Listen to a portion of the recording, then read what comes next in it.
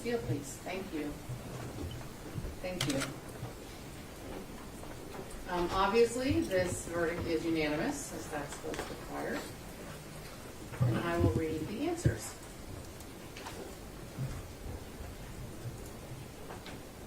Just going to make sure everything's filled out properly first.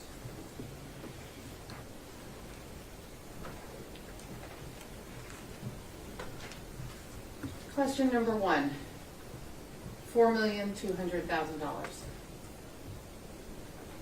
Question number 2, $20,500,000. Question number 3, $20,500,000.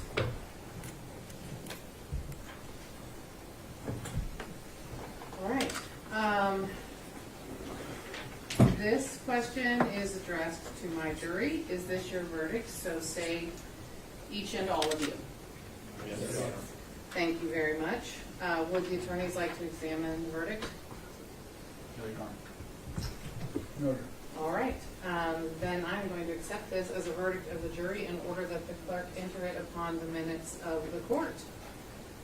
All right. At this time, I am required by the rules of the Supreme Court of Texas to give you one more of the many, many instructions I have given you over the past 2 weeks. I have previously instructed you that you should observe strict secrecy during the trial and during your deliberations, and that you should not discuss the case with anyone except other jurors during your deliberations. I am now about to discharge you. After your discharge, you are released from your secrecy, and you will then be free to discuss the case and your deliberations with anyone. However, you are also free to decline to discuss the case and your deliberations if you wish.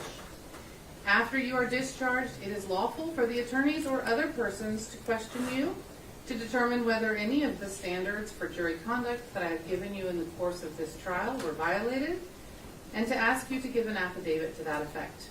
You are free to discuss or not discuss these matters and to give or not give an affidavit.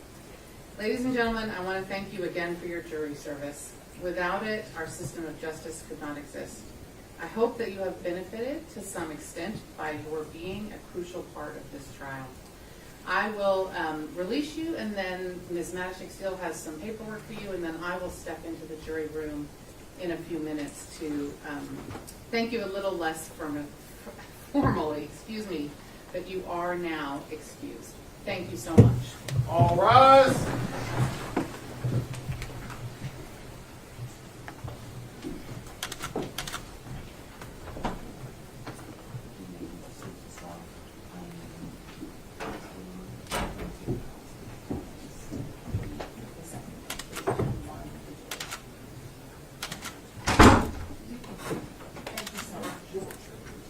You may be seated.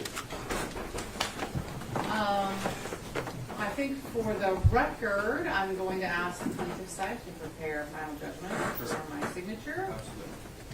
I think that might be all we need on the record. Is there anything else? I have something I want to put on the record that's post-trial proceeding. I need something on the record today, so it's contemporaneous. Okay. But I don't know if it needs to be at this moment if you have anything to do. Okay. Simply, Your Honor, that we ask that the plaintiffs make an election as to Mr. Heslin, and also to notify the court that the verdict does not conform to Chapter 41 of the Texas Civil Practice and Remedies Code, and that we will be filing an objection to the entry of judgment. Yes, so we do have laws in Texas where we claim to trust our juries, and then we don't trust our juries. That's true. And I'm sure the judgment will properly reflect the laws of the state of Texas in that regard. So don't need to worry about that. I think now is a fine time to put something on the record if it needs to be done today. Sure. Okay, Your Honor. And you can sit down, the rest of you. Sorry, I thought I had said that.